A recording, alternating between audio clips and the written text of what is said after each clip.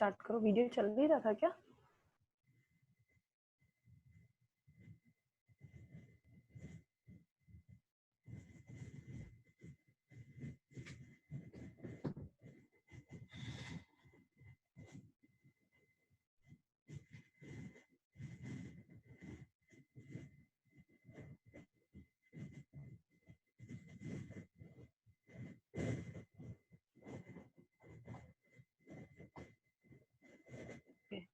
हो गया, स्टार्ट करो वीडियो नाउ और रिकॉर्डिंग।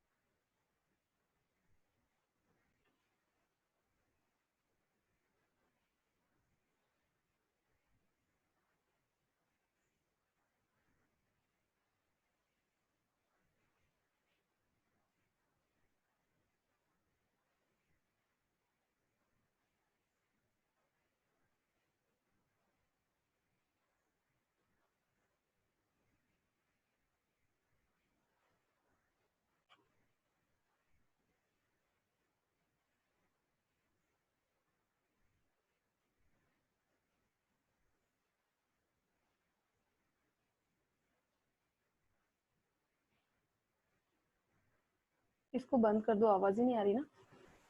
स्टॉप कर।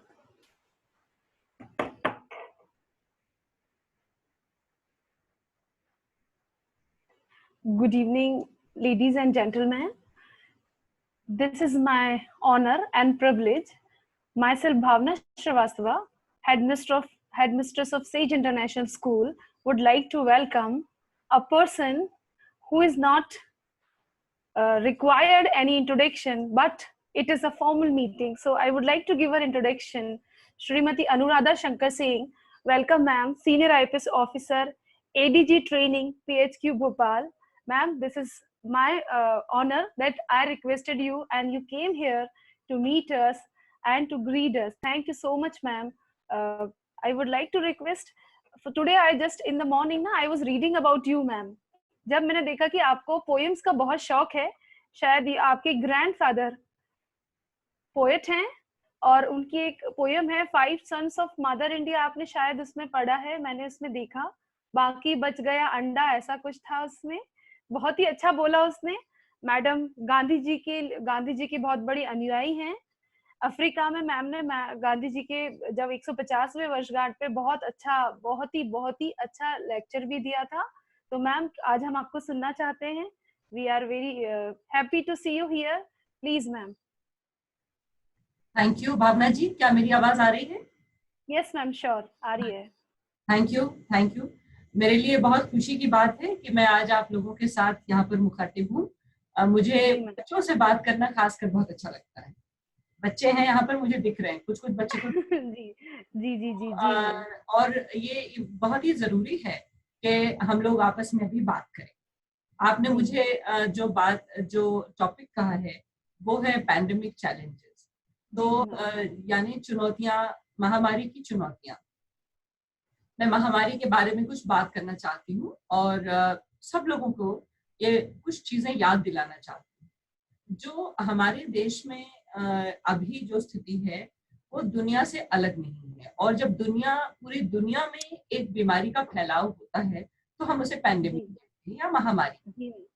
तो ये जो महामारी है ये हमारे देश में या दुनिया में ये पहली बार नहीं आई, और ये जमाने से अब जो अनरिपोर्टेड है, जो जिसके बारे में रिपोर्ट पहले नहीं था, वो हमें नहीं मालूम क्योंकि वो भी हुआ ही होगा। लेकिन 6th सेंचुरी एडी से यानी 6ठी शताब्दी से हमारे पास इसका रिकॉर्ड है।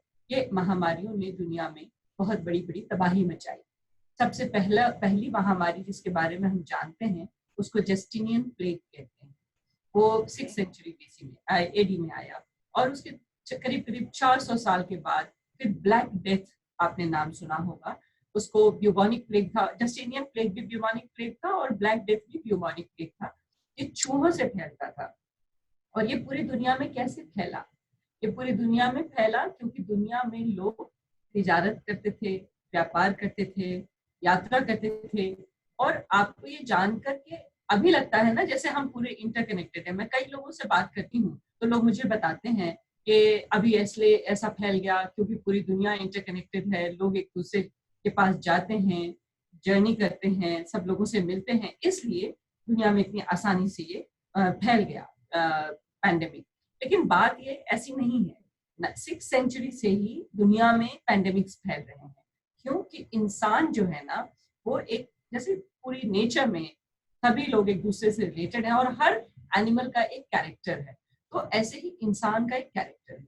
इंसान का कैरेक्टर है, मनुष्य का जो होमो सैपियन है उसका कैरेक्टर है कि वो माइग्रेट करता है, वो मूव करता है, वो एक जगह स्थायी नहीं रह सकता। दो उसके मेन कैरेक्टर्स हैं। एक कैरेक्टर है कि वो समाज बनाता है, सोशल एनिमल है वो, तो वो सोसाइटी बनाता है। और दूसरा कि वो मूव करता है, वो कभी भी एक जगह बैठे रह नहीं सकता। तो हमारा जो पूरी मानव जाति का इतिहास है वो हमारे इकट्ठे होने का और फैलने का इतिहास। तो जब हम इकट्ठे होते हैं और फैलते हैं तो जैसे हम अच्छी चीजें फैलाते हैं, कहीं एक जगह किसी ने व्हील का, चक्के का आविष्कार किया और पूरी दुनिया में लोग गाड़ियां बनाने लग गए या बर्तन बनाने लग गए, घड़े बनाने लग गए। तो इसी तरह से बीमारियां भी फैली। पैंडेमिक्स हैव बीन देयर पूरी दुनिया में लगातार ही बार बार वो आया है। और ये भी नहीं है कि कोई खास देश है जहां से पैंडेमिक शुरू होता है। कोई पैंडेमिक्स जो होते हैं, जैसे कुछ किसी ने कहा रशियन एक प्लेग हुआ जिसका नाम रशियन प्लेग रखा गया क्योंकि रूस से रशियन फ्लू रखा गया क्योंकि सेंट्रल एशिया से वो निकला, एशियन फ्लू या रशियन फ्लू, तो वहां से निकला तो उसका वो नाम हो गया। आपको पता नहीं होगा कि दुनिया में भयानक रूप से कॉलेरा से यानी हैजा से लोग मरे, और हैजा के 6 बड़े पैंडेमिक्स हुए जिसमें 2 सबसे बड़े, 3rd पैंडेमिक और 6th pandemic, 3rd cholera pandemic और 6th कॉलेरा पैंडेमिक हमारे 19th सेंचुरी में हुए, और दोनों का ओरिजिन भारत था। तो हम किसी को ब्लेम नहीं कर सकते, किसी देश को, कि कौन से देश से क्या शुरू हुआ, कहाँ फैला। मानव जाति आपस में इंटरकनेक्टेड है और इस इंटरकनेक्शन के चलते अच्छी चीजें भी फैलती हैं और बुरी चीजें भी फैलती हैं। जो मैं आपको एक मुद्दा बहुत ध्यान दिलाना चाहती हूँ, और मैं ये भी चाहती हूँ कि बाद में मैं कुछ सवाल आए और उनका जवाब भी दूं मैं अपनी बात कहकर।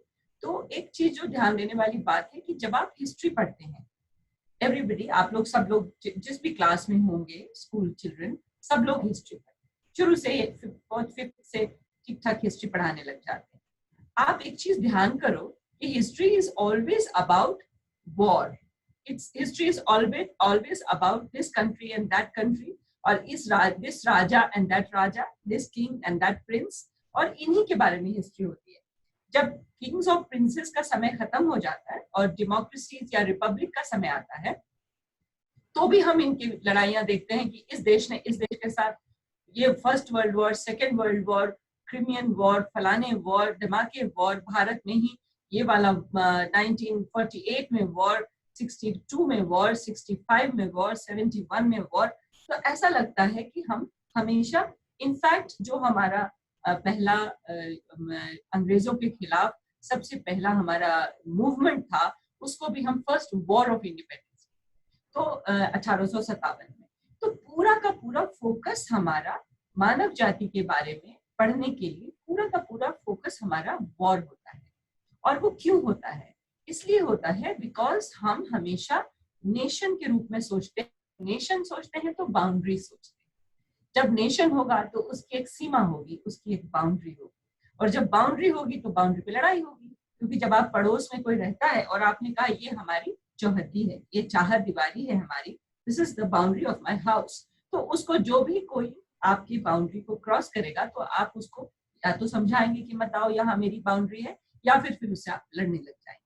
सो when you are constantly in the physical space, हमेशा अगर आप अपने देश को एक फिजिकल स्पेस के रूप में देखते हैं तो आपके लिए झगड़े ही आपका इतिहास होते हैं, वॉर्स ही आपका इतिहास होता है। इसी तरह से दूसरा इतिहास जो हम पढ़ते हैं हमारे इतिहास में, अब बच्चे जो खास करके 9th 10th में 11th 12th में होंगे, वो कमर्शियल हिस्ट्री पढ़ते हैं कि भैया ट्रेड रिलेशंस बिटवीन कंट्रीज, यहाँ हमारा ये ट्रेड था।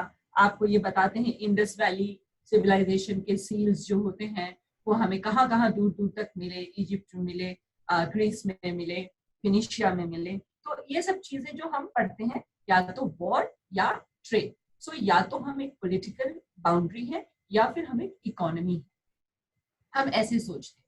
इसलिए हम अब वॉर के बारे में पढ़ते हैं या नेटिव्स के बारे में पढ़ते हैं। हम सोसाइटी के बारे में बहुत कम पढ़ते हैं। सोसाइटी के बारे में हम क्या पढ़ते हैं ज्यादा से ज्यादा, कि यहाँ की लैंग्वेज क्या थी, यहाँ का लिटरेचर क्या था, यहाँ का गाना, यहाँ का डांस क्या था, हम ये सब पढ़ लेते हैं। किसी ने पोएट्स बहुत फेमस कौन से थे, उन्हें किताबें, ड्रामास कौन से थे, कालिदास थे, यहाँ वहाँ शेक्सपियर थे, ऐसी चीजें हम पढ़ लेते हैं। ह्यूमन बीइंग का सोशल रूप से इतिहास हम नहीं पढ़ते। हम गरीबी का इतिहास नहीं पढ़ते। हम ये नहीं पढ़ते कि बीमारियां होती थी, एक इतनी बड़ी चीज होती है। अब आज जब इसको जी रहे हैं आप, तो आप ये देख रहे हैं कि कैसे इतनी बड़ी चीज हो गई और हम यहाँ बैठे, हमारे पास इतने अच्छे अच्छे हॉस्पिटल्स हैं, हमारी इतनी अच्छी पढ़ाई है, हम अपने घरों में इतनी साफ सफाई रखते हैं, इतनी सारी पढ़ाई, इतनी तैयारी, इतने कंप्यूटर, ये इतना बढ़िया ऑनलाइन इंटरकनेक्शन होने के बावजूद हम किसी चीज को कंट्रोल क्यों नहीं कर पा रहे? इसलिए क्योंकि हमने इसका इतिहास नहीं देखा। अब बीमारियों का एक इतिहास है जिसके बारे में हमें किसी ने नहीं पढ़ाया। भारतीय स्वतंत्रता संग्राम से जो पैंडेमिक है उसका बहुत गहरा रिश्ता है, ये मैं आपको इसके बारे में बताना चाहूँ। आज इस बात पे फोकस करना चाहती हूँ। भावना जी ने बहुत दयापूर्वक मेरे बारे में बहुत अच्छी अच्छी बातें कही, और उसमें एक बात जो कही वो बहुत इम्पोर्टेंट है कि महात्मा गांधी की रास्ते पे चलने की मैं कोशिश करी। और मैं एक स्टूडेंट हूँ, मैं महात्मा गांधी की स्टूडेंट, उन्होंने जो काम किए उसको मैं समझने की कोशिश करती हूँ। क्योंकि अब धीरे धीरे पूरी दुनिया को ये समझ में आ रहा है कि दुनिया में an eye for an eye will make the whole world blind, है ना। झगड़े का रास्ता जो है, मैं आपकी एक आंख फोड़ दूं तो आप मेरी एक आंख फोड़ देंगे, तो मैं आपकी दूसरी आंख फोड़ दूं तो आप मेरी दूसरी आंख फोड़ देंगे, तो इसमें पूरी दुनिया अंधी हो जाएगी। और महात्मा गांधी का ये कहना था कि इससे कोई रास्ता नहीं निकलेगा। दूसरा रास्ता जो महात्मा गांधी का कहना था कि धरती माता के पास संसार भर के लोगों के लिए काफी है। There is enough for everybody's need, but not enough for one person's greed. एक व्यक्ति के लालच के लिए काफी है। अगर एक व्यक्ति लालची हो जाए और उसको ये लगे कि मैं दुनिया भर की शक्ति अपने पास रख लूं, दुनिया भर की संपत्ति मैं ही कमा के रख लूं, मैं स्पेस में चला जाऊं, वहां पे मैं मंगल ग्रह पे भी कब्जा कर लूं, तो उतना फिर संसार भर में एक व्यक्ति की लोभ के लिए, ग्रीड के लिए इनफ नहीं है, ये वो कहते थे। तो इस तरह की जो उनकी फिलॉसफी है वो मुझे बहुत आकर्षित करती है, क्योंकि मैं बचपन से ही देखती आ रही हूँ डिस्पैरिटीज, जो विषमताएं हैं लोगों के बीच में, वो बहुत जबरदस्त है। कोई तो भले हमें लोगों ने बताया कि यहाँ से लेकर न्यूयॉर्क तक आसमान एक ही है, लेकिन हम जानते हैं कि न्यूयॉर्क तो छोड़ दीजिए, शहडोल से लेकर भोपाल तक में सच्चाई में कितना अंतर है। शहडोल में जो बच्चा हमारा गाँव के अंदर रह रहा है, उसकी तारपट्टी के स्कूल में उसको क्या मिल रहा है, और जो बच्चा हमारा सागर पब्लिक स्कूल में जा रहा है उसको क्या एक्सपोजर मिल रहा है। जबकि बच्चा तो वही है ना। बच्चा तो उसके अंदर भी एक ही बात है, वही दो मदर और फादर से पैदा हुआ बच्चा, उसके अंदर खून है, हड्डी है, मांस है, स्किन है, बुद्धि है, सब कुछ है, लेकिन अपॉर्चुनिटी नहीं।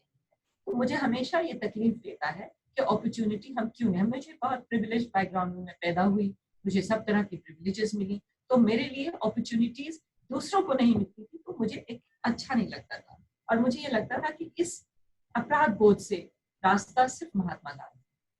तो ये मैं एक छोटा सा, मैंने महात्मा गांधी के बारे में आपको कहा कि क्यों मेरा रिलेशनशिप उनसे, क्या रिलेशनशिप है, क्यों मैं उनसे रिलेटेड फील करती हूँ, क्यों मैं मानती हूँ कि उन्हीं के पास सब चीज की सोल्यूशन है जो आज की प्रॉब्लम। सब लोग उन्हीं के पास वापस आ रहे हैं, अभी इसके बारे में बाद में चर्चा करेंगे। पैंडेमिक से क्या रिलेशनशिप है महात्मा गांधी। तो एक सबसे बड़ा जो कोरोना वायरस इससे पहले आया था, कोरोना वायरस के बारे में आपको इतना तो पता ही होगा, ये वो चीज होती है जो एनिमल्स से ह्यूमन में जंप करती है। तो एनिमल ओरिजिन की वायरस होती है, यानी कभी चिड़ियों से, कभी जानवरों, अन्य जानवरों से। जैसे इसके बारे में अभी लोगों के अंदर स्पेकुलेशन चल रहा है, अभी पक्की बात नहीं है, लेकिन ये स्पेकुलेशन चल रहा है कि या तो चमगादड़ से या पैंगोलिन से ये जंप किया ह्यूमन बींग्स को। पिछला कोरोना वायरस जो था उसके बारे में लोगों का मानना है कि वो एवियन फ्लू था, यानी चिड़ियों से वो आया था। और वो कोरोना वायरस आया था, सबसे बड़ा जो उसका हुआ था, बीच बीच में आप जानते हैं कि सार्स नाम से आपने सुना, मर्स नाम से सुना, लेकिन जो सबसे बड़ा आया था वो 1918 में, 1918 में उसका नाम रखा गया था स्पेनिश फ्लू। स्पेनिश फ्लू क्यों नाम था वो मैं अभी आपको एक मिनट में बताऊंगी, लेकिन वो एक कोरोना वायरस था। और उसके बारे में उनके उस समय के जो, जिन लोगों को अपने यहाँ तो बहुत बड़ा समाज है जो जला देता है, हिंदू, बौद्ध, जैन और सिख समाज लाशों को जला देता है, तो बहुत एविडेंस नहीं मिला। लेकिन वेस्टर्न कंट्रीज में या हमारे यहाँ के जो अन्य लोग जो दफनाए जाते हैं, उनसे जो एविडेंस मिला, उससे दो तीन चीजें उसके बारे में पता चली। एक पता चला कि वो कोरोना वायरस था। दूसरा ये पता चला कि वो एवियन था, यानी चिड़ियों से आया था। तीसरा ये पता चला कि वो लोगों के लंग्स को ही हमला करता था, यानी रेस्पिरेटरी सिंड्रोम, वो भी एक एक्यूट, जैसे ये है ना SARC, आप जानते हैं इसका नाम है SARC कोविड-2, इसको हम कोविड-19 भी बोलते हैं, यानी कोरोना वायरस डिजीज है। तो वो भी यही था और वो एक प्रकार से उसमें करता था, लेकिन उसके डिफरेंसेस थे कुछ इससे।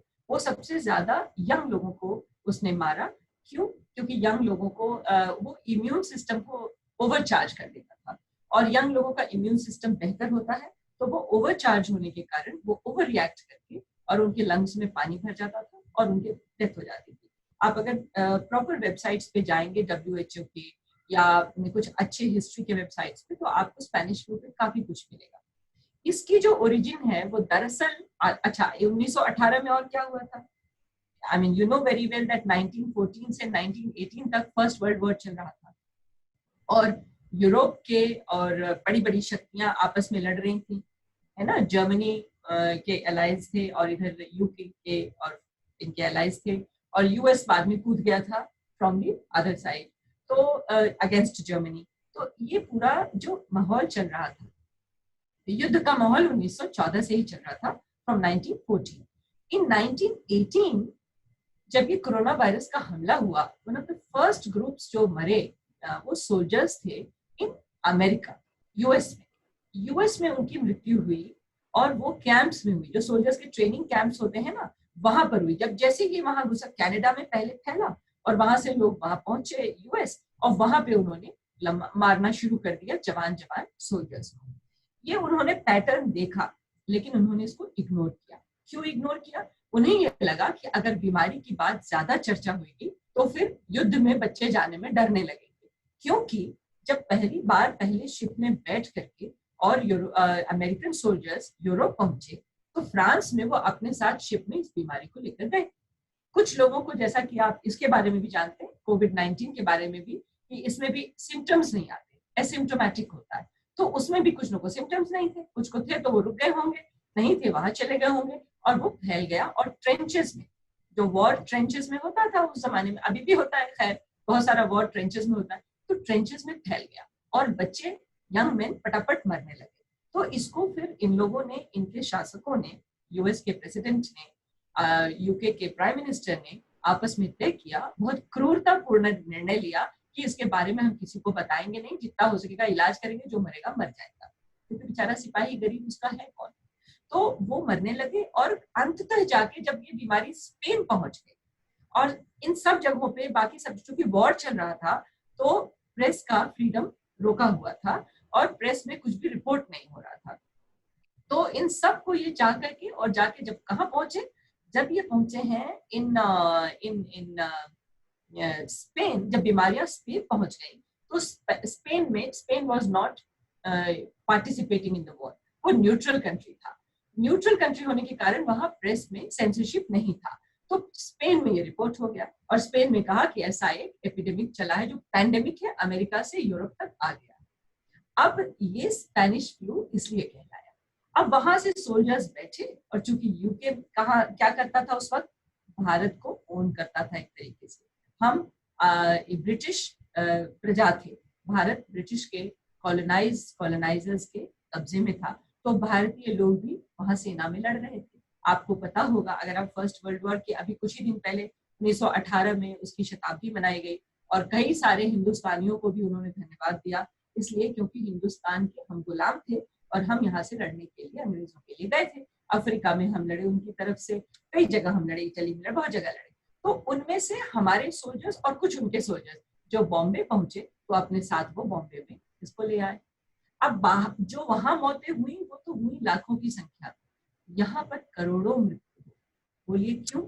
इसलिए क्योंकि ब्रिटिश सरकार ने हमारा कोई इलाज नहीं। तो उन्होंने कहा कि ये कीड़े मकोड़े मरते हैं, इनको मर जाए। हमारे यहाँ भयंकर रूप से, और जो देख रहे हैं ना आप, लॉकडाउन ये वो सब किया गया और लोगों की नौकरियां गई, यही बंबई से लोगों की नौकरियां गई और लोग मर गए। पूरी दुनिया में जवान पुरुष ज्यादा मरे, हिंदुस्तान में औरतें पुरुषों से ज्यादा मरी। इसलिए क्योंकि हिंदुस्तान में हमेशा से औरतों का दोयम दर्जा रहा और खाना पीना सब उनका कम रहा, लड़कों को थोड़ा ज्यादा भोजन, तो मरे लड़के भी, लेकिन लड़कियां, औरतें कुछ ज्यादा मरी यहाँ पे। तो ये चला। अब महात्मा गांधी का क्या इसमें मान लेना देना? महात्मा गांधी 1914 में साउथ अफ्रीका से वापस लौट आए और यहाँ पर उन्होंने आश्रम गुजरात में बना लिया था। 1918 में जब ये फ्लू चला तो महात्मा गांधी को भी लग गया, वो बहुत बुरी तरह बीमार पड़ गए। और आपने सुना होगा महात्मा गांधी बकरी का दूध पीते थे। वो इसलिए पीते थे क्योंकि जब ये फ्लू हुआ और वो बहुत भयंकर रूप से कमजोर पड़ गए तो डॉक्टर, और वो दूध नहीं पीते थे गाय भैंस का, क्योंकि उनका कहना था कि गाय भैंस का दूध बछड़े के लिए होता है, वो हमारे लिए नहीं होता। वो अलग प्रकार के थे। तो लोग, डॉक्टर ने कहा कि आपको दूध तो लेना पड़ेगा साहब, क्योंकि शरीर में आपके दम नहीं, एक नंबर वेजिटेरियन है आप, ऊपर से आपका कोई प्रोटीन नहीं जाएगा, तो हमारी कोई दवा असर नहीं। पीछे पढ़ पढ़ के उनको बकरी का दूध पिलाया गया। कस्तूरबा माता ने कहा कि आपको कुछ तो लेना पड़ेगा, हम लोग। तो वो उन्होंने, महात्मा गांधी ने इसको लिया और उनका रिवाइव। इसमें जो दूसरी चीज बहुत जबरदस्त हुई वो ये हुई कि चूंकि अंग्रेजों ने बिल्कुल देखभाल नहीं की हम लोगों की, तो जो स्वतंत्रता संग्रामी थे, जितने भी लोग भारत के स्वतंत्रता संग्राम में थे, जो उस समय भारतीय राष्ट्रीय कांग्रेस कहलाती, उसके जितने भी कार्यकर्ता थे और जो सामाजिक कार्यकर्ता भारत के जितने भी थे, उन सभी ने भारतीय वैद्यों, हकीमों और भारत के लोग ऑलरेडी, क्योंकि 19वीं सेंचुरी के एंड से ही भारत में डॉक्टरी पढ़ाई शुरू हो गई, तो जितने भारतीय डॉक्टर्स थे गांव गांव में गए और इन्होंने लोगों की सेवा की। जो आप अभी देख रहे हैं, जो रोड पे माइग्रेंट लेबर चल रहा है, उनकी आपने भी सेवा की। तो जो जनता है वो जनता जनता के लिए खड़ी, और हमारे देश को रियलाइज हुआ कि हमको अपना ख्याल खुद रखना है। हमारे लिए कोई सरकार आकर के हमको कोई ऐसे पंख लगा हुआ फरिश्ता आके और हमारा जीवन ठीक नहीं करेगा। और जनता ने जनता की सेवा की, जनता ने जनता की मदद की। तो सबसे बड़ी चुनौती जो 1918 को पढ़ने से हम समझते हैं वो ये थी कि आप अकेले हैं लेकिन अकेले नहीं। और ये जो आइसोलेशन है, ये आइसोलेशन मात्र फिजिकल है, और इस फिजिकल आइसोलेशन को हम हमारे सोशल इंटरेक्शन से, सोशल रिस्पॉन्सिबिलिटी से, हमारी जो जिम्मेदारी का एहसास है, उससे हम इसको पूरा कर सकते हैं। तो हिंदुस्तान के अंदर नहीं, पूरी दुनिया में एक दान की, करुणा की भावना है, उससे लोग आपस में इंटर रिलेटेड हुए। इससे हमें आज के पैंडेमिक के बारे में सीखने को मिलता है। आज हमें जो सबसे बड़ी चुनौती सामने आई है वो ये है कि हम इसको गंभीरता से ले रहे हैं। कई सारे लोग इसको गंभीरता से नहीं ले रहे हैं। हमने कई जगह देखा, हमें बहुत सारे लोग प्रशंसा करते हैं, हमारे पुलिस में, हमारे ट्रेनिंग इंस्टीट्यूट्स में हमारे कोविड केयर सेंटर्स हमने बनाए हैं। उज्जैन में हमारा कोविड केयर सेंटर है जहाँ पे किसी भी दिन 150 से कम लोग एडमिट नहीं रहते। उमरिया में, रीवा में, फिर इंदौर में हमारी पुलिस ट्रेनिंग स्कूल में 10,000 फूड पैकेट रोज बन रहे हैं, बट रहे। दिस इज नथिंग, ये कुछ भी नहीं है। हमसे लाखों गुना ज्यादा आम जनता कर रही है जिसके पास कोई व्यवस्था नहीं है। हमारे पास तो पूरी व्यवस्था है, इसके बावजूद पुलिस को बहुत सारी चीजों को कंट्रोल करने में दिक्कत हो गई। क्यों? क्योंकि हमें ये एहसास नहीं है कि ये कितनी बड़ी प्रॉब्लम। हमें लगता है हम तो ठीक है जी, अदरक का पानी पी रहे हैं और हम तो गर्म पानी से नहा भी लेते हैं, गर्म पानी ही पीते हैं। ऐसा नहीं है, ऐसा नहीं है। मान लो, फर्ज करो और आपका सौभाग्य हो कि आप बच जाओगे, लेकिन आपके अंदर अगर ये वायरस को आप कैरी कर रहे हो, किसी वल्नरेबल आदमी को आप पकड़ा दोगे। और वल्नरेबल सिर्फ बूढ़े पुराने लोग नहीं हैं, वल्नरेबल वो सभी लोग हैं जिनको किसी भी प्रकार का इम्यून कॉम्प्रोमाइजेशन। आपको क्या पता हिंदुस्तान में किसको कितना इम्यून कॉम्प्रोमाइज्ड, बताइए, मैं आपको बताती हूँ। जिनको बीपी है, जिनको डायबिटीज है, जिनको हार्ट प्रॉब्लम, ये तो डॉक्टर आपको बता रहे हैं। जिनको लिवर है, जिनको किडनी प्रॉब्लम है, ये आपको डॉक्टर बता रहे हैं। लेकिन जिनको भोजन पर्याप्त नहीं मिला है जीवन भर, जिन्होंने संतुलित भोजन नहीं किया है, जो दिन में 18 घंटे मजदूरी और काम करते हैं, जो आपकी माँ दिन में 20 घंटे काम करती है, आपको पता नहीं है। दिन में जो जिसको आप हाउसवाइफ समझते हैं, वो जो घर में बैठी हुई लगातार काम करती रहती है और जब काम नहीं करती तो चिंता करती है। जो स्ट्रेस है वो भी आपके अंदर, जो स्ट्रेस हार्मोन्स स्त्रियों के अंदर बनते हैं, उससे भी उनकी इम्यून सिस्टम कम होती है, पुरुषों के अंदर भी कम होती है। ये सारे लोग इम्यून कॉम्प्रोमाइज्ड हैं। तो जब आप गैर जिम्मेदारी से बगैर मास्क लगाए हुए कहीं भी घूमने चले जाते हैं, किसी भी चीज को छू लेते हैं, हाथ धोना नहीं करना, ये सब चीजें जब आप गैर जिम्मेदारी से बिहेव करते हैं, तो आप इसको अपनी माँ को रिस्क पे लाते हैं। एक माँ अपने बच्चों को रिस्क पे लाती है। आप सोचते हैं आपके बच्चे बहुत अच्छे होंगे, लेकिन जितनी भी औरतें भारत देश में हैं, आपने मिडिल क्लास की, यहाँ जो भी सुन रहे होंगे सब मिडिल क्लास के लोग हैं, औरतें जो होंगी वो प्रेग्नेंट होंगी तो उन्हें फॉलिक एसिड और आयरन की टैबलेट दी जाती है। भैया, फॉलिक एसिड और आयरन की टैबलेट आपको क्या जरूरत है? कई जगह नहीं जरूरत पड़ती, इसलिए क्योंकि आप में एंडेमिकली फॉलिक एसिड और आयरन की कमी है, आप में कैल्शियम की कमी है। तो आपने जो बच्चा पैदा किया है, वो बच्चा भी बिल्कुल आपका बिल्कुल एटलस हरक्यूलिस नहीं है, यह आपको समझना चाहिए। तो हम सभी लोग हिंदुस्तान में बहुत ही वल्नरेबल लोग हैं और इसलिए हमें बहुत जिम्मेदार होना है।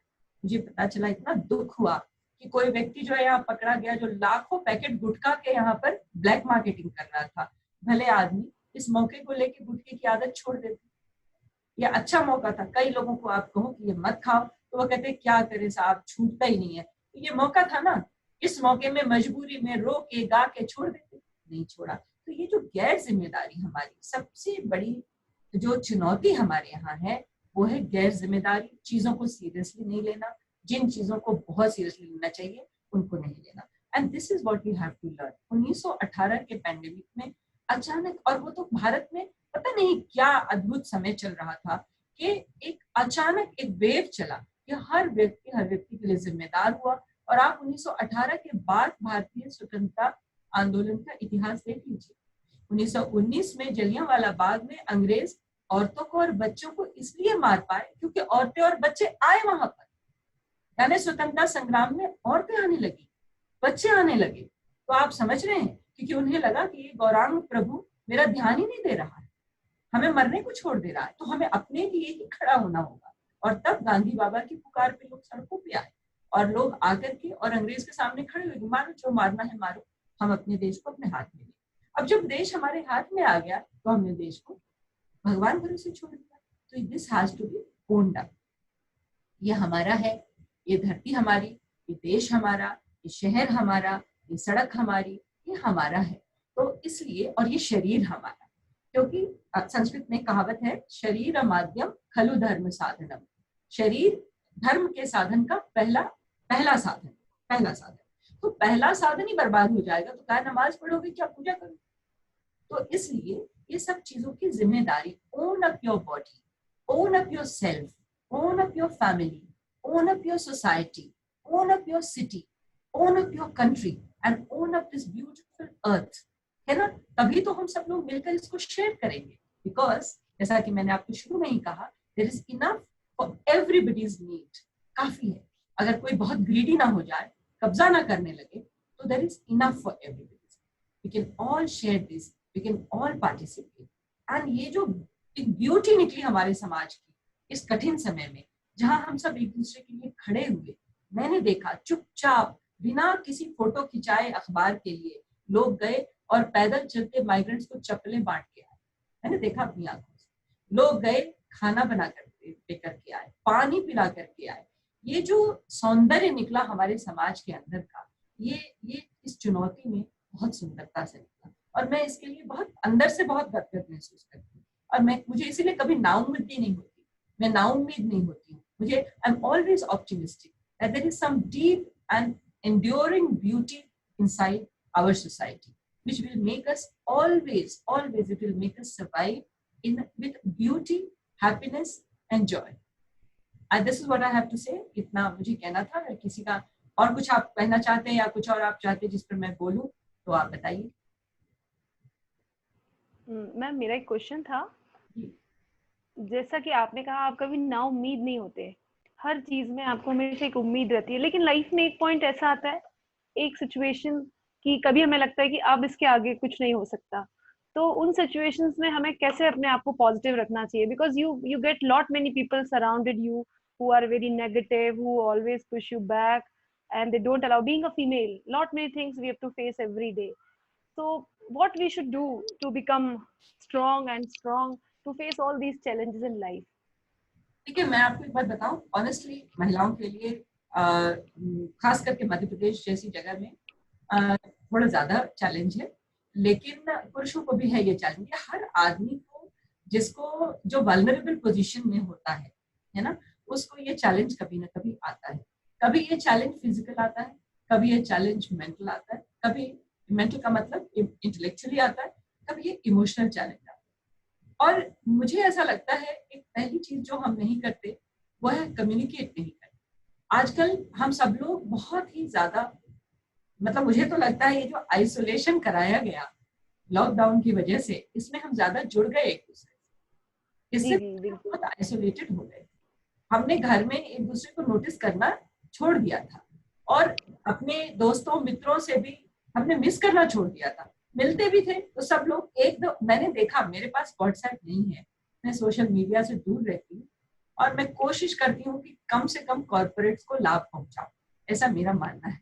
और खासकर जो ये बड़े बड़े जिन्होंने किसी अलग देश में बिजनेस करते हैं, किसी अलग देश में फैक्ट्री लगाते हैं, कहीं टैक्स नहीं देते, कहीं जिम्मेदारी नहीं निभाते, तो थोड़ा उनसे बचती हूँ. तो मैं व्हाट्सएप वगैरह पे हूँ नहीं. पर व्हाट्सएप पे मैंने देखा है लोग बैठे हैं 4 इकट्ठे और सब एक दूसरे को व्हाट्सएप पे समाचार दे रहे हैं. वही क्या वही. तो ये जो आइसोलेशन है लोगों के बीच में, ये आइसोलेशन खत्म होता है. सबसे बड़ी चीज जो किसी भी चुनौती के साथ है, you have to share it. आप अकेले नहीं हो. कहते गाना है ना, आप कभी सुनना यूट्यूब पे, no man is an island. बहुत ही प्यारा गाना है.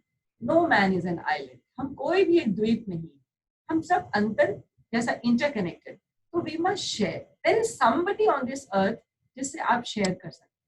शेयर करने से सबसे पहली बात तो ये होती है कि वो अंधेरा आपका अकेला नहीं. मैं ये नहीं कह रही हूँ जिससे आप शेयर करेंगे वो सोल्यूशन दे देंगे, लेकिन उस अंधेरे को आप शेयर करेंगे, उस डिस्पेयर को, उस दुख को, उस निराशा को आप शेयर करेंगे, तो वो थोड़ा बटेगा तो कम होगा ना. आप एक रोटी 2 टुकड़े में टूटेगी तो थोड़ा हिस्सा आपका छोटा होगा. So this you should, number 1 you should share.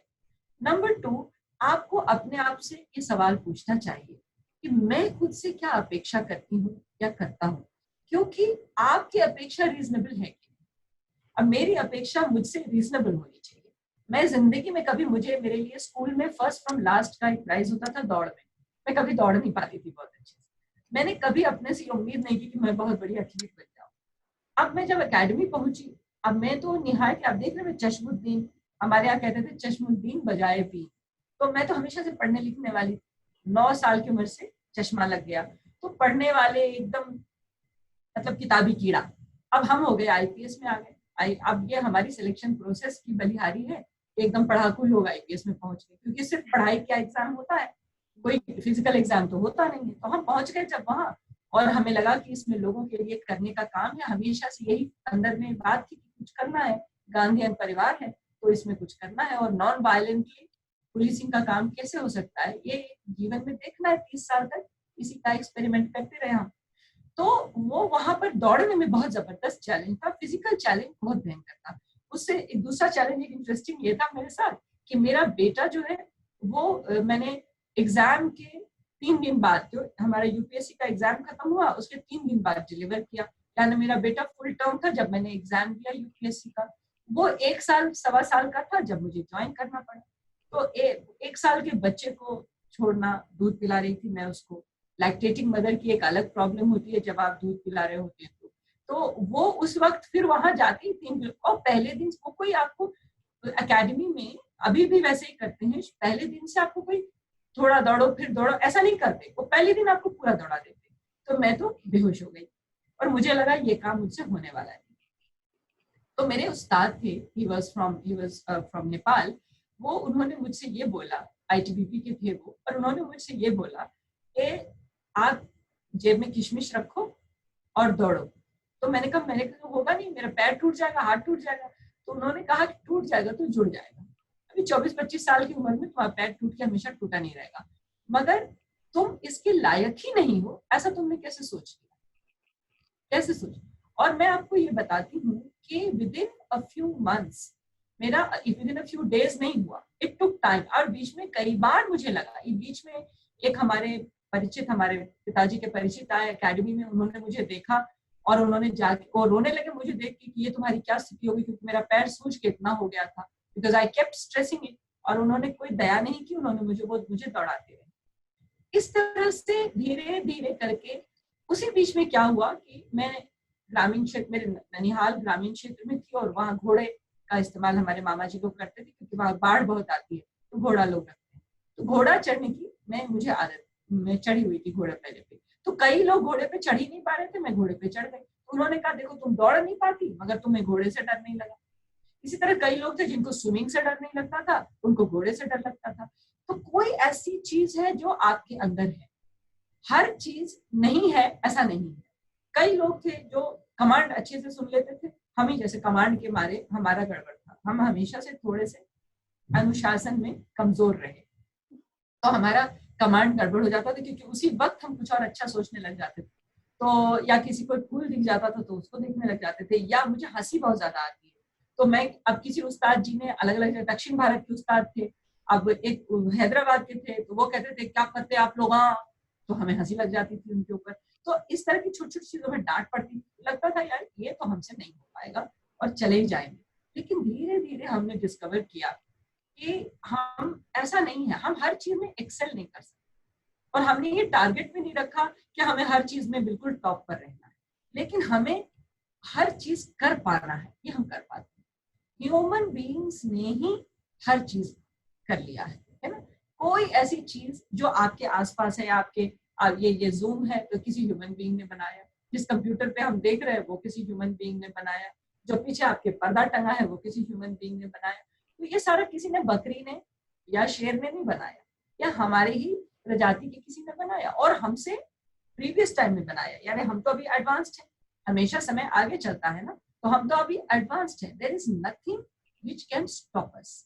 तो ये आप अपने को सोचना चाहिए। पहली बात शेयरिंग, दूसरी बात अपनी लिमिट्स को बनाना, और तीसरी बात अपनी एक्सपेक्टेशन को बराबर रखना। ये एक्सपेक्टेशन हमारी ऐसी ना हो जी कि हम तो सब कुछ कर सकते हैं, हम सब कुछ नहीं कर सकते। जैसे आप सोचेंगे हम सब कुछ नहीं कर सकते, फिर आपको धीरे धीरे चीजें पॉसिबल हो जाएंगी, क्योंकि पॉसिबिलिटी होती है, देयर इज अ पॉसिबिलिटी। तो पॉसिबिलिटी कितनी है ये हमको देखना पड़ेगा। जब पॉसिबिलिटी हम अपनी समझ जाए, प्रोबेबिलिटी अपने आप बढ़ जाएगी। I hope I have answered your question. जी मैम, बिल्कुल बिल्कुल मैम। अगर किसी को और anybody want to ask any question can ask, dear audience, if you want to ask questions. Anyone? Ma'am, you are a wonderful leader. Many people definitely they work under your guidance. So what you feel, what qualities must a leader take care, so that person can lead the entire team and can motivate the team nicely and happily. You cannot make everyone happy in the team, but we can try at least ki our team members who are working with us must be happy and they must do work happily. What we should do for that? देखिए, अव्वल तो मैं आपको ये बताऊं कि मैं अपने को लीडर नहीं मानती। जो जी मैम। हमारा स्ट्रक्चर है, अनफॉर्चुनेटली ये हमारा स्ट्रक्चर कॉलोनियल टाइम से आया है, ब्रिटिश टाइम से। हमने इसको रिवाइज नहीं किया और हम ही एक ऐसे देश हैं, हम और पाकिस्तान और शायद बांग्लादेश भी, जो इस तरह के हायरार्किकल सिस्टम को मानता है। ये इंडियन सब कॉन्टिनेंट जो है, भारत, पाकिस्तान, बांग्लादेश, श्रीलंका, आप ये मान के चलिए, इसी में ये हायरार्किकल सिस्टम है, जिसमें कि मैंने एक परीक्षा दी और मैं लीडर के पद पर आकर बैठ गई। मैंने इसको कभी माना नहीं। मैं मानती हूँ कि एक टीम है जिसकी मैं एक सदस्य हूँ, ज्यादा जिम्मेदारी वाली सदस्य हूँ, लेकिन मैं सदस्य हूँ। और एक लैटिन की कहावत है, प्राइमस इंटर पेरेस, यानी फर्स्ट अमंग इक्वल्स। इक्वल लोग हैं, हम सब इक्वल हैं, उनमें मैं फर्स्ट हो सकती हूँ इन ए टीम। तो यही सोच के मैंने पूरे 30 साल की नौकरी ऐसे ही की है कि हम टीम के सदस्य हैं और हमारे यहाँ जो भी उस टीम में है वो सभी, अब आप ये सोचते हैं, मान लो कोई क्राइम होता है और आप देखते हैं प्रेस कॉन्फ्रेंस एसपी साहब ले रहे हैं कि भाई क्राइम बहुत बड़ा हुआ, डकैती हुई और सारे डकैत पकड़े गए और सारा माल बरामद हो गया और टेबल पे माल फैला करके, और एसपी साहब प्रेस कॉन्फ्रेंस लेते हैं कि साहब ये हुआ और हमने ये किया, हमने ये किया, हमने ये किया। अच्छे एसपी साहब होंगे तो वो कहेंगे हमारी टीम ने ये किया, और अगर एसपी साहब अहंकारी होंगे तो कहेंगे मैंने ये किया। तो ये जो मैं है ना, ये बकरियों को शोभा देता है। और जैसा कि मैंने आपको कहा कि हम बकरी नहीं है ना, हम इंसान हैं, तो हमें हम लोगों का, और इसलिए बहुत अच्छी बात है, हम शब्द संस्कृत से आया है, संस्कृत में शब्द है अहम, है ना, तो उस अहम को हटा के हम बन गए हैं, तो वो हम में बहुत सारा जुड़ाव रहता है। अब हम तो बिहार से आते हैं, तो हमारे यहाँ तो मैं शब्द ही नहीं है, हम ही हम है। तो हमने लीडरशिप का कंसल्टेटिव स्टाइल माना है। मैं जो अपना अपना निजी बता रही हूँ कि कंसल्टेटिव स्टाइल ऑफ लीडरशिप सबसे ज्यादा कारगर है। उसमें सबसे पहली बात, आपको फीडबैक अच्छा आता है, क्योंकि आपके पास एक ब्रेन है और अगर 6 ब्रेन मिल जाते हैं तो वो बहुत अच्छा होता है। और उसमें दूसरी बात ये होती है कि उसके लिए हर किसी को एक अच्छा लिसनर होना जरूरी है। देखिए, बोलना सब लोग छोड़ेंगे, आप तो हर कोई कुछ ना कुछ बोलेगा, है ना, कहते ना कि जबान दो तो कुछ ना कुछ तो बोलेंगे, लेकिन सुनना बहुत इंपॉर्टेंट है। और ये जरूरी नहीं कि सुनकर आपको वो बात माननी ही है, सुनकर आपकी जो राय है आप भी जाहिर कीजिए और तब उसको वर्कआउट कीजिए विथ म्यूचुअल रिस्पेक्ट। एक कहावत है कि हम आपसे असहमत हैं, लेकिन आपसे असहमति के अधिकार से सहमत हैं, यानी आप हमसे असहमत हो सकते हैं, इसके लिए मेरी सहमति। तो हम सभी आपस में ये सहमत हों कि कुछ असहमति हो और जो सबसे ज्यादा वर्केबल चीज होगी उसको हम करेंगे। अब इसमें भी मैं महात्मा गांधी को लाती हूँ, और वो ये कहते हैं कि जब तुम कोई भी निर्णय लेते हो तो उस निर्णय के वक्त तुम ये देखो कि जो आखिरी व्यक्ति है, जो आखिरी इंसान है, उसके लिए कोई फायदे की बात हो रही है। हम जो आज ये निर्णय ले रहे हैं, इसमें उस आखिरी व्यक्ति के लिए कोई फायदे की बात हो रही है कि नहीं, ये सिर्फ हमारे फायदे की बात हो रही है। अब आपका स्कूल है, स्कूल में आखिरी इंसान कौन है? 2 लोग हैं। एक जो बच्चा पढ़ने आता है आपके यहाँ, वो आपका आखिरी इंसान है, और दूसरा वो कर्मचारी जो सबसे निम्न स्तर पर काम कर रहा है, सबसे वो आखिरी इंसान है। तो ये जो 2, क्योंकि वो दोनों वल्नरेबल हैं, वो 2 जो वल्नरेबल लोग हैं, जो पूरी तरह आपके ही एफर्ट पे निर्भर है, आप कितना एफर्ट उनके लिए करते हैं। बच्चा आपके एफर्ट पे निर्भर है ना, आप कितना प्रयास करते हैं, उतना ही बच्चा आपका गेन करेगा, आप वही प्राप्त करेगा जो शिक्षक उसको देगा।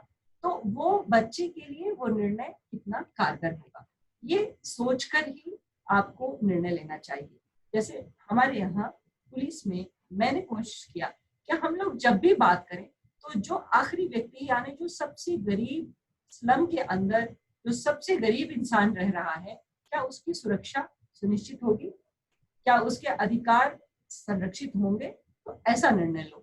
ऐसा मत लो कि जो एकदम अरेरा कॉलोनी में रह रहे हैं उनके अधिकार तो सुरक्षित हो गए और भीमनगर झुग्गी वाले जो है वो जूते खाते रहे। तो ये ऐसा नहीं हो, दोनों बराबर हैं और दोनों के अधिकार सुरक्षित रहे, ये हमारा प्रयास होना चाहिए। तो ऐसे निर्णय कंसल्टेटिव लीडरशिप यानी वार्ता करके और आपस में बातचीत करके जो लीडरशिप होती है वही लीडरशिप इफेक्टिव होती है। मैं आपको बता रही हूँ, आपको दिखता होगा कि कोई बड़े तगड़े लीडर हैं और एकदम जी तगड़ा निर्णय ले लिया, तगड़ा निर्णय ले लेते हैं और उसके बाद किसी का तो बड़ा आनंद है, कोई का हवाई जहाज में घूम लेता है और कोई भूखों मरता है। तो ये तगड़े लीडरशिप से कुछ होता जाता है नहीं। Muscular leadership is meaningless. ये जमाना मस्क्यूलर लीडरशिप का नहीं है। मस्क्यूलर लीडरशिप चंगेज खा के समय में ठीक था, ठीक है, घोड़े पे चढ़े, तलवार ली, इसको काटा, उसको मारा, और उस वक्त के इतिहास को ऐसे लिखा कि हमें पता ही नहीं कि उस वक्त की औरतें कैसे रहती थी, उस वक्त का गरीब कैसे रहता था, उस वक्त के बच्चे कितना जिंदा रहते थे। क्यों? क्योंकि हमें पूरा फोकस घोड़े पे सवार उस तगड़े लीडर के ऊपर। तो जब हम तगड़े घोड़े पे सवार लीडर के ऊपर फोकस करते हैं ना, तो हम उनको भूल जाते हैं जो वल्नरेबल लोग हैं, जिनको अधिक केयर की जरूरत है। औरतों को, बच्चों को, वृद्ध जन को, सीनियर सिटीजन को, गरीबों को हम भूल जाते हैं। तो वो जो अल्फा लीडरशिप, मैं अल्फा लीडरशिप को समाज के लिए घातक मानती हूँ। एक व्यक्ति की प्रतिष्ठा के लिए अच्छा हो सकता है लेकिन समाज के लिए अच्छा नहीं, क्योंकि वो सामाजिक नहीं हो सकता। जो हमेशा अपनी ही महत्वाकांक्षा में भरा रहेगा और जीत जीत जीत जीत जीत करता रहेगा, वो समाज के लिए अच्छा नहीं हो सकता, क्योंकि वो तो उसने पहले भी कुचला है, वो आगे भी कुचलेगा। और दुश्मन कहाँ तक कौन कौन होता जाएगा, है ना। एक जी बिल्कुल। जर्मन कविता है ना कि पहले वो आए तो उन्होंने यहूदियों को पकड़ा, मैं कुछ नहीं बोला क्योंकि मैं यहूदी नहीं था। फिर वो आए तो उन्होंने कैथोलिक्स को पकड़ा, मैं कुछ नहीं बोला क्योंकि मैं कैथोलिक नहीं था। फिर वो आए, फिर उन्होंने औरतों को पकड़ा, मैं कुछ नहीं बोला क्योंकि मैं औरत नहीं था। फिर जब वो आए तो और कोई नहीं था, बस मैं। तो वो आएंगे तो अंत में सबको विक्टिम बनाएंगे। तो इसीलिए लीडरशिप या कोई भी निर्णय या कोई भी संस्था हो, देश हो, दुनिया हो, वो कंसल्टेशन से ही चलनी चाहिए। वो मस्कुलैरिटी से नहीं चलती। मस्कुलैरिटी का कोई असर नहीं होता, मौतें होती हैं, जान जाती हैं, और हर जान कीमती होती है। मैं आपको बता दूं, हर मृत्यु कोई आंकड़ा नहीं है। मृत्यु एक मनुष्य का चले जाना है, और एक मनुष्य का चले जाना एक संसार का चले जाना। आज मैं चली जाऊंगी तो वो संसार जिसको मैं जानती हूँ वो चला जाएगा मेरे साथ। वो मेरा पूरा संपर्क का संसार, वो मेरा पूरा देखा हुआ, भोगा हुआ, भोगता हुआ संसार, वो चला जाएगा। तो मृत्यु बहुत भयानक चीज है। प्रयास करना चाहिए कि कम से कम लोग मरें। तो लीडरशिप में हम ऐसी स्थिति बनाएं जो हर किसी के लिए जीवन सुखद, सुंदर और अच्छा हो सके। तो कंसल्टेटिव लीडरशिप, ठीक है। बिल्कुल मैम, बहुत बहुत अच्छा लग रहा है आपको सुनना, ऐसा लग रहा है बस सुनते जाइए, टाइम का पता ही नहीं चला। टाइम तो देखना बस पड़ेगा आपको। नहीं नहीं मैम, बिल्कुल हम लोग देख रहे हैं, but it is really wonderful. Lot of things you are teaching us directly indirectly, कैसे करना चाहिए, क्यों करना चाहिए, how we can take care. बस मुझे एक छोटी सी चीज पूछना था कि इस पैंडेमिक में अभी हर व्यक्ति बाहर आने से डरता है, ऑफिस में भी सभी लोग आ रहे हैं, हमको हमेशा एक दूसरे की बहुत चिंता रहती है, बिकॉज सबको लगता है सोशल डिस्टेंस रखना है, सोशल डिस्टेंस रखना है। लगता है प्यार में भी थोड़ी सी कमी आ जाती है ना, क्योंकि हम लोग पास आके बात करना बिलीव करते हैं ना हमेशा। तो हम अपने ऑफिस में सब लोगों को कैसे पॉजिटिव करके, सब लोग वैसे तो सभी लोग बहुत अच्छे हैं मेरे ऑफिस में, no doubt everybody is wonderful. Where I'm working in the Sage Group, our Honorable CMD sir, he is such a nice person. He is a great source of energy and inspiration for all of us. But क्या होता है ना, जब लोग बाहर आते हैं तो थोड़ा डरते हैं कि अभी मुझे ये ना हो जाए, किसी और को तो नहीं है। इस सिचुएशन में हम कैसे अपने लोगों को बिल्कुल पॉजिटिव करें और वो खुश होकर अपने ऑफिस में काम कर पाए? देखिए, मेरा ये मानना है कि हम लोगों ने कहा ना कि अभी नमस्कार और आदाब, ये दो चीजों जी की बस इज्जत हो गई, है ना। जी तो पहले जी हम जी बिना मिले हुए, बिना थोड़ा हक किए हुए बीच में, ये कम से कम मैं तो उस परिवेश से ही आती हूँ जहाँ पर एकदम मिले और एकदम गले मिल लिए। बस हक कर लिया, बिल्कुल। हाँ, वो हक कर लिया, तो वो थोड़ा सा तो है। लेकिन इसको मुझे लगता है, ये बता रही हूँ कि हमारा अपना जो इलाज है वो बता रही हूँ। जी तो जी सेंस ऑफ ह्यूमर से इसको मुकाबला किया जा सकता है। तो मैं अभी एक मैंने कहीं पे देखा और वो बहुत दर्दनाक था कि चीन में एक नर्स माँ है और वो अपनी बेटी को ऐसे दूर से डिस्टेंट हग कर रही है, लेकिन वो डिस्टेंट हग जो है वो एक फनी भी लगता है, थोड़ा दर्द भी है उसमें, और लेकिन ऑफिस में फन भी है।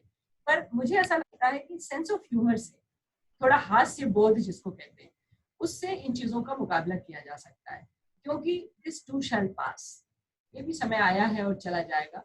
समय का सबसे बढ़िया बात समय के साथ होती है कि वो निकल जाता है, तो एक्सक्यूज मी, वो निकल जाएगा। तो ऑफिस के अंदर जो हमने अभी किया हुआ है, हमें तो और ज्यादा करना पड़ता है, क्योंकि हमारे तो कुछ लोग क्या हो रहा है कि आपके ऐसा नहीं कि ऑफिस वाला ऑफिस में ही काम करता है। तो हमारे एक AIG साहब हैं, तो वो कभी ऑफिस में काम करते हैं, कभी उनकी भोपाल शहर में ड्यूटी लग जाती है, तो वो तो शहर के में बीच पेशेंट्स के बीच में उनको खड़े रहना पड़ता है, फिर ऑफिस आते हैं। तो देयर आर ये सब चैलेंजेस तो रहते हैं, मगर सब लोगों ने इसको थोड़ा हास्य बोध के साथ कि अरे यार अभी चलो कितने पास कितने दूर, हम लोग कहते हैं इस पिक्चर का नाम है कितने पास कितने दूर।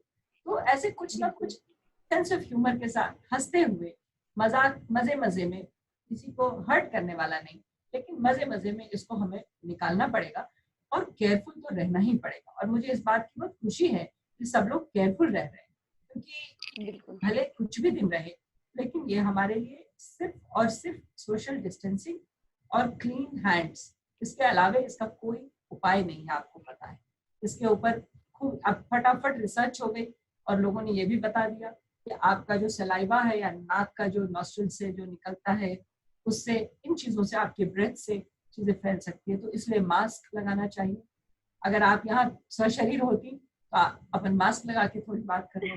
जी बिल्कुल बिल्कुल मैम, लेकिन ये ध्यान रखना जरूरी है, and this is very good. मैं आप लोगों को, आई एम वेरी हैप्पी कि आप सब लोग ये कर रहे हैं। ये पुलिस के लिए तो बहुत राहत की बात है, क्योंकि सड़क पे तो कई लोग ऐसे हैं, जब ये लॉकडाउन चला तो हमारे भले बच्चे जो हैं, कई सारे एडवेंचरस बच्चे हमारे निकले मोटरसाइकिल पे, 2-2-3-3। तो भैया क्या हो गया, क्यों निकल रहे हो मोटरसाइकिल पे? कर्फ्यू देख रहे आए हैं, बोले थोड़ा जी जी अरे भाई कर्फ्यू क्यों देखने आ रहे हो? तुम कर्फ्यू देखने आओगे तो कर्फ्यू रहेगा कहाँ? तो एग्जैक्टली ये जो चीज है, बहुत अच्छी बात है कि आप लोग इसको जिम्मेदारी कर रहे हैं। ऑफिस में हल्का फुल्का अभी थोड़ा, क्योंकि तनाव सब जगह है, घर में भी लोग चिंतित हैं। आप घर, सिर्फ ऑफिस नहीं, आप बाजार जाते हैं सब्जी सौदा खरीदने, उस वक्त भी आपको एक चिंता तो रहती है कि भाई कहाँ से क्या लेके आ रहे हैं, सामान आ रहा है ऑनलाइन ही, आप सामान बुला रहे हैं तो उसको तुरंत घर में नहीं ला सकते, बाहर रखिए उसको, जो भी स्टिपुलेटेड टाइम है उसमें रख के तब अंदर लाइए। तो lots of stress is there, बहुत सारा आपको चिंता बहुत सारी है, स्ट्रेस बहुत सारा है कि ये कैसे होगा, ये गड़बड़ तो नहीं हो गया, ये आम लाए हम, इससे तो कुछ नहीं आ गया, पानी में डुबा के छोड़ो, ये करो। तो ऐसी चीजें घर में भी चिंता, तो इस चिंता में बेस्ट है घर में भी और बाहर भी हल्का फुल्का माहौल रखना चाहिए। अभी बहुत चीजों को लेकर के अब क्या होगा, अब वो तो देख लिया हमने। अब ये बताइए कि फरवरी के अंतिम सप्ताह में आपने सोचा था कि मार्च का अंतिम सप्ताह ऐसा होगा? कोई नहीं सोचा, लेकिन ऐसा हो गया। तो ये ऐसा, जब जब इस तरह की, इसीलिए इसको आपदा कहते हैं, या अचानक आती है। तो आपदा आ गई, अब ये आपदा चली भी जाएगी, आई है चली जाएगी, इसमें लेकिन हम बचे रहें। तो इसलिए हल्के फुल्के माहौल में रहें, बहुत ज्यादा सर के ऊपर बोझ ना लें, खूब अच्छा पढ़ें, खूब अच्छा कुछ मन हो लिखिए, मन हो कुछ देखिए। और आप तो ऑनलाइन क्लासेस वगैरह भी करा रहे होंगे आप लोग? जी मैम, ऑनलाइन क्लासेस भी करा रहे हैं और पूरे सेज ग्रुप ने अपने अपने ऑफिस के बाहर पूरा sanitize tunnel, how to clean the shoes, sanitizers, मतलब ऑफिस भी पूरा fog machine, everything we are taking care कि बिल्कुल भी सारे बच्चे अगर आए जब, और अभी हमारा स्टाफ पूरा सेफ एंड सिक्योर रहे, we are taking care everything. बहुत अच्छा। और इसलिए मेरा कहना है कि इसको बहुत जरूरी है कि सब लोग इस जिम्मेदारी को समझ करके इसको करें, बिकॉज हर व्यक्ति के करने की चीज। जी मैम, मैंने आपको कहा ना कि हम देख सकते हैं सरकार का चेहरा कि सरकार क्या कर रही है, नहीं कर रही है। सरकार की, आखिर आप, जो देश की स्थिति है वो सरकार की स्थिति, तो उसकी भी लिमिटेशन है। जैसे पूरे देश के हिसाब से लिमिटेशन देखिए तो गवर्नमेंट की भी एक लिमिटेशन है, पर इंडिविजुअल अपना ध्यान तो रख ही सकता है ना। और हम अपने आसपास जो हमारे दायरे में है उनका ध्यान तो हम रख ही सकते हैं ना। तो इतना हम ध्यान रखेंगे तो बहुत कुछ हो जाएगा, ऐसा मेरा मानना है। जी मैम, बिल्कुल बिल्कुल मैम, आपने हम लोग को बहुत सारी छोटी छोटी और बड़ी चीजों को बहुत सारी चीजों से अवेयर कराया है। Thank you so much ma'am. मेरे एक छोटे से इनविटेशन पे आप तुरंत इतना वैल्यूएबल टाइम निकाला आपने और आप यहाँ आए, इसके लिए really thank you so much ma'am. And as a trend of Sage family, we would like to present a small token of love, that is digital certificate. It is just a formality, but we will be very happy to present it. Lavanya ma'am. Thank you, I am also very happy, मुझे बहुत अच्छा लगा। और पहले भी मैं आपके institutes में आ चुकी हूँ और मुझे जी मैम। हाँ बहुत खुशी है कि आप लोग इसमें इस तरह की कोई चर्चाएं चला रहे हैं। बहुत जरूरी है ना कि हम बात जी करें। मैम, बिल्कुल हम लोग पूरा सेज ग्रुप में हमारे सीएमडी सर का, respected ED, both the ED ma'am's का यही था कि हम अपने लोगों को कैसे अवेयर करें। सारे सब लोगों को अवेयर होना चाहिए इस चीज से कि जो चल रहा है और उसमें हम क्या बेटर कर सकते हैं। हम लोगों ने तो और ज्यादा काम किया है अपने घर से, बच्चों के लिए, टीचर्स के लिए, अपने ग्रुप के लिए। मेरी बेटी प्रोफेसर है इसलिए मुझे पता है कि टीचर्स जी को इतना डबल काम हो गया। कई सारे जी टीचर्स बेचारे बिल्कुल ही कभी मोबाइल नहीं, उन्होंने मोबाइल में फोन कॉल के अलावा कुछ नहीं किया होगा, उन्हें ऑनलाइन लेक्चर्स देने पड़े। तो जी जी इमेजिन बहुत आप लोगों को, और मैं तो मानती हूँ कि टीचर्स तो बहुत ही they are the best of the world, और वही बनाते हैं। हम सबका निर्माण टीचर्स ने किया है। तो I salute all of you, सारे टीचर्स को मैं थैंक सैल्यूट यू करती मैम। हूँ। एंड जी आई एम वेरी थैंकफुल कि आपने मुझे अपने इस चर्चा में इंक्लूड किया। मेरी तरफ से सब लोगों को बहुत बहुत शुभकामनाएं, और आप एकदम सुरक्षित रहें और हंसती रहें। आप लोग देखो थैंक कितने, यू। जिसका चेहरा मुझे दिख रहा है, सबके चेहरे पे मुस्कान बहुत सुंदर है। तो ऐसे ही बिल्कुल मैम, मुस्कान दिखे। सेज ग्रुप की पहचान है मुस्कान। सब बहुत लोग बहुत खुश होकर काम करते हैं। बढ़िया, तो अच्छा है, फिर तो क्या दिक्कत। जी जी बिल्कुल मैम, वी ऑल आर। जी मैम। ठीक है जी। Thank you so much ma'am, thank you. Thank you.